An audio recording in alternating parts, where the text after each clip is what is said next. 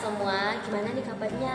Ya, Ibu berharap kita semua dalam keadaan yang sehat, baik-baik saja ya. Walaupun kita sudah hampir 1 bulan lebih ya kita belajar di rumah, tapi kita harus tetap semangat dan juga antusias dalam mengikuti pembelajaran. Oke, sebelum Ibu akan memulai devosi pada pagi hari ini, Ibu akan pimpin kita dalam doa. Ayo semuanya tundukkan kepala, lipat tangannya, tutup matanya, kita berdoa.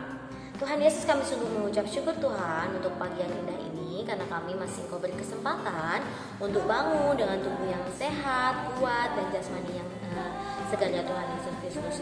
Kami sebentar lagi akan melakukan devosi ya Tuhan Yesus. Kiranya Kau berkati devosi kami dari awal, pertengahan hingga akhirnya Tuhan, agar benar-benar hati kami ya Tuhan itu dapat menerima setiap devosi dengan baik ya Tuhan Yesus. Dalam nama-Mu Tuhan Yesus kami sudah berdoa dan mengucap syukur. Haleluya, amin. Oke, jadi devosi pada pagi hari ini diberi judul Gambar dan Rupa Allah Mewakili Allah. Oke, ini diambil dari Kejadian 1 ayat 26 sampai 28. Yuk kita sama-sama buka Kejadian 1. Nah, ini masih awal banget nih. Kejadian 1, yuk. Ayat 26 sampai 28. Ibu akan bacakan semuanya. Boleh dengarkan dengan baik-baik ya. Kejadian 1 ayat 26 sampai 28. Demikian firman Tuhan. Berfirmanlah Allah, baiklah kita menjadikan manusia menurut gambar dan rupa kita, supaya mereka berkuasa atas ikan-ikan di laut dan burung-burung di udara, dan atas ternak, dan atas seluruh bumi, dan atas segala binatang melata yang merayap di bumi. Maka Allah menciptakan manusia itu menurut gambarnya. Menurut gambar Allah diciptakannya dia, laki-laki dan perempuan diciptakannya mereka. Allah memberkati mereka, lalu Allah berfirman kepada mereka, beranak cuculah dan bertambah banyak, penuhilah bumi dan taklukkanlah itu, berkuasalah atas ikan-ikan di laut dan burung-burung di udara, dan atas segala binatang yang merayap di bumi. Nah, demikian bacaan dari firman Tuhan yang ada di Kejadian 1 ayat 26 sampai 28. Nah, hari ini kita akan membahas tentang poin pertama, yaitu menjadi gambar dan rupa Allah. Nah, sebenarnya gambar dan rupa Allah itu apa sih? Nah, gambar dan rupa Allah itu artinya kita serupa ya, memiliki kesamaan dengan Allah kita, yaitu pencipta kita gitu ya. Nah, kesamaannya apa? Nah, kesamaannya yaitu ada beberapa sifat Allah yang bisa kita miliki. Contohnya, kita bisa berbuat baik itu karena kita adalah gambar dan rupa Allah. Gambar dan rupa Allah yang memang maha baik ya. Allah maha baik, maha penyayang, maha mengasihi. Nah, itulah kita sebagai anak-anaknya yang segambar dan serupa dengan Allah, maka kita juga bisa mengasihi orang lain, menyayangi orang lain ya, menolong orang lain, berbaik hati kepada orang lain. Maka itulah kita disebut sebagai gambar dan rupa Allah. Nah, manusia diciptakan untuk mewakili Allah. Nah, mewakili Allah itu apa sih? Nah, sering juga disebut bahwa manusia itu representasi Allah ya, yang ada di dunia ini gitu ya. Jadi kita harus, apapun yang kita lakukan itu seharusnya menunjukkan kemuliaan Kristus atau kemuliaan Allah ya. Jadi semata-mata kita itu melakukan hal ini, hal itu untuk Allah ya. Allah sebagai pencipta kita, karena kita adalah makhluk yang benar-benar makhluk hidup yang benar hanya Tuhan ciptakan ya. Jadi kita hanya satu-satunya makhluk hidup yang diciptakan seturut dan segambar dengan Allah. Bu, tapi kan banyak makhluk hidup yang diciptakan oleh Tuhan. Ya, banyak banget ya. Apa contohnya? Ya, hewan itu juga makhluk hidup, tumbuhan juga makhluk hidup. Tapi apakah di Alkitab tertulis bahwa tumbuhan dan hewan itu segambar dan serupa dengan Allah? Tidak ya, benar. Nah, jadi yang Alkitab tulis bahwa yang benar-benar serupa dan segambar dengan Allah itu hanyalah manusia. Maka dari itu manusia itu diberikan mandat ya, apa aja tadi? Berkuasa atas apa? Atas hewan-hewan, atas tumbuhan, hewan yang merayap, hewan yang terbang, hewan yang semuanya ya.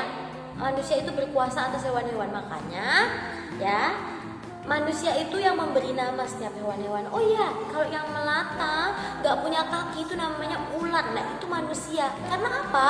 Karena Tuhan menjadikan kita sebagai segambar dan serupa dengan Allah, di mana kita itu diberikan mandat untuk berkuasa atas bumi, gitu ya. Nah, maka manusia harus mengerti isi hati Allah dan rencananya. Nah, gimana sih caranya kita mengerti isi hati dan rencana Allah itu sendiri? Nah, dengan membaca Alkitab. Ya, kalian tahu ya, Alkitab ini sebagai pedoman hidup kita. Di mana di dalam Alkitab ini semua kisah-kisah Allah itu sudah diceritakan ya. Jadi kita bisa tahu apa yang Allah kehendaki untuk kita dan juga apa isi hati Allah itu ya melalui Alkitab ya, dan juga firman Tuhan. Apa yang kita inginkan tidak bisa semau kita sendiri. Nah, ini sama aja ya semuanya anak-anak. Kita pengen ini, kita pengen itu, kita pengen semuanya itu nggak semuanya Tuhan itu akan kasih ya. Karena Tuhan itu sudah merancangkan sedemikian rupa indah untuk kalian semua, untuk kita semua juga, ibu juga ya. Yaitu untuk mengikuti rencana Tuhan gitu ya. Jadi apapun yang kita rencanakan, jika tidak seturut dengan rencana Tuhan, maka kembali lagi ya, yang terjadi adalah rencana Tuhan itu sendiri. Nah, kita hidup bukan untuk menuruti kemauan kita sendiri. Kita hidup untuk menjalankan kehendak Allah.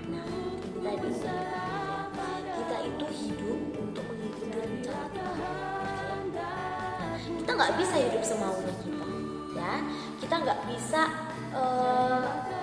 tiap hari berbuat jahat, tiap hari berbohong. Kita nggak bisa ya. Seharusnya kita itu mengikuti setiap firman Tuhan, karena kita adalah gambar dan rupa Allah ya.